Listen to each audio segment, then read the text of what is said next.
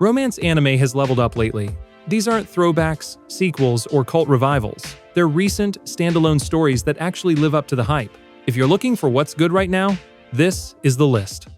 At number 10, we've got I Have a Crush at Work, a romance so relatable it'll make you side-eye your own office crush. Picture this, a guy stuck in a dead-end job, overanalyzing every interaction with that one coworker who might be flirting or might just be polite. You know the struggle. The show nails the awkward beauty of office crushes, the hesitant small talk, the way a shared glance in the break room feels like a scene from a drama, and the constant back and forth of, should I say something? No, bad idea. Unless, the animation's simple but sharp, with little details that make it feel real, like the way hands fidget during conversations, or the soul-sucking glow of fluorescent lights. No spoilers, but the payoff is subtle, satisfying, and way too real. Like finally figuring out if your crush actually likes you or just really loves talking about spreadsheets. Next up at number 9 is Dealing with Mikadono Sisters is a Breeze. Which is a lie, by the way. It's absolutely not a breeze. This one drops you into the life of a guy who suddenly ends up living under the same roof as 3 stepsisters. Each one has their own personality, their own baggage, and their own way of making things just a little more complicated than they need to be. But what makes it work isn't just the chaos, it's how grounded it stays beneath all of that. The romantic tension doesn't feel random. It grows through awkward dinners, shared memories, quiet moments that catch you off guard. It has its loud, over-the-top scenes, but the real charm comes when the characters stop trying to impress each other and just talk. That's when it shifts from a comedy into something that actually feels sincere. It may look like a typical rom-com setup, but there's more going on than meets the eye. And that's exactly why it earned a spot on the list. At number 8, Witch Watch proves that love is tricky even with magic involved. Imagine being born to protect a childhood friend, only to realize she's a witch who literally can't control her powers. That's our guy's life. One part bodyguard, one part damage control, and all parts awkward teenage feelings. This isn't your typical fantasy romance. Sure, there's spells and supernatural threats, but the real magic is in the small moments, like when her curses backfire in hilariously inconvenient ways, or when his overprotective instincts clash with her stubborn independence. The art style's vibrant and cartoonish, making even near-death experiences look fun. What sets it apart? The emotional growth sneaks up on you. One episode they're dodging rogue magic, the next they're having shockingly real conversations about trust and fear. It's a series that could rely on its gags, but chooses to have heart instead. At number 7, we've got Betrothed to My Sister's Ex. From the title alone, you already know things aren't going to be simple, and the anime doesn't pretend otherwise. It leans into the tension, not with shouting matches or love triangles that go nowhere, but with characters who are stuck between what they feel and what they're allowed to want. This isn't about romance coming easily. It's about what happens when love arrives at the wrong time, in the wrong way, and still demands to be felt. Every conversation carries weight. Every pause means something, and that slow buildup, that uneasy chemistry, is what makes it feel real. There are no perfect answers in this story. No one walks away without getting a little bruised, but that's why it works. Because sometimes love is inconvenient, sometimes it's painful, and sometimes it's still worth chasing. Number 6 is Okitsura, a romance that's light on drama but heavy on atmosphere.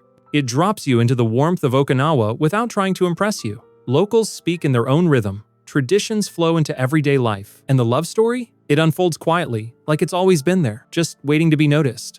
This anime doesn't try to reinvent the genre. It just does the basics really well. 2 people get closer, not because of grand gestures, but through conversations that feel a little too real. Misunderstandings don't drag for episodes. Feelings aren't treated like puzzles. It's honest, small-scale, and confident in its simplicity. But what makes it work is how rooted it feels. The setting isn't just a backdrop, it shapes the characters, the way they speak, the way they connect. You feel the place in every scene, and that gives the romance something rare. It feels lived in. It's not the flashiest on the list, but sometimes quiet stories leave the clearest impression. Before we hit the top half of the list, if you've found something new already, hit like or drop a comment. Helps the channel, and yeah, lets me keep finding stuff worth your time. At number 5, Summer Pockets. This one doesn't rush. It takes its time, like summer itself, slow, warm, and always just a little bit out of reach once it's over. The story starts simple. A boy visits a quiet island. He's not running toward anything. If anything, he's trying to get away. But the island has a rhythm of its own. People he meets feel familiar before he knows their names. Conversations drift into memories. And somewhere in all of it, the romance unfolds. Not loud or dramatic, just present. Like the sound of waves, you don't notice until it stops. There's a softness in how this anime moves. The visuals glow without being flashy. The music lingers even after it fades, and the characters, without saying too much, manage to feel honest in a way that sneaks up on you. You don't realize what it meant until it's already passed, and maybe that's the whole point. At number 4, we have Kowloon Generic Romance. This one doesn't feel like a typical love story. It moves like a memory you're trying to piece back together. A little hazy, a little off, but strangely familiar. Set in a version of Kowloon that doesn't quite match our world, everything feels just slightly out of place, and that's exactly what makes it work. The romance here isn't built on chemistry or dramatic tension. It's built on absence, on questions that don't get clear answers. The characters connect, but not always in ways they understand. It's not about whether they'll fall in love, but whether they can trust what they feel in the first place. And under all that ambiguity, something real starts to take shape. Quiet moments land heavier than you expect. The world around them feels lived in and just a little worn. Like it remembers things the characters have forgotten. It's the kind of story that doesn't tell you how to feel. It just pulls you into its orbit and waits. Not for impact, but for reflection. Number 3 goes to There's No Freaking Way I'll Be Your Lover. Unless, which sounds like a joke, and kind of is, until it's not. This one kicks off with two people who absolutely do not want to be together. They say it out loud, over and over. But somehow, they keep getting pulled into situations where it gets harder to tell if they're bluffing or just afraid to admit what's already there. What makes it work isn't the comedy or the constant clashing, it's how real the hesitation feels. Neither of them knows what they're doing. They cover it up with bravado, with denial, with a little too much pride. But you start to see the cracks, and that's when it gets good. It's messy, it's sharp, and underneath the noise, there's something honest. The kind of romance that doesn't come from knowing what you want, but from slowly realizing who you feel safe with, even if you won't say it out loud yet. Number 2 is Rascal Does Not Dream of Santa Claus. There's a kind of sadness in this one that doesn't ask for attention. It just sits quietly in the background, shaping the way the characters speak, the way they hold back, the way they try, and sometimes fail, to be okay. It's not a story that rushes to the big moments. The romance is already there. What matters now is how they carry it, through the weight of memories, through the fear of what comes next, through the strange feeling that even the happiest moments can be touched by something heavier. And that's what makes it powerful. It never shouts. It barely even raises its voice. But when it lands, it does so with honesty. No tricks, no shortcuts. Just two people trying to make sense of what it means to hold on to each other when everything else starts to shift. It's soft-spoken, but it stays with you. At number 1 is The Fragrant Flower Blooms with Dignity.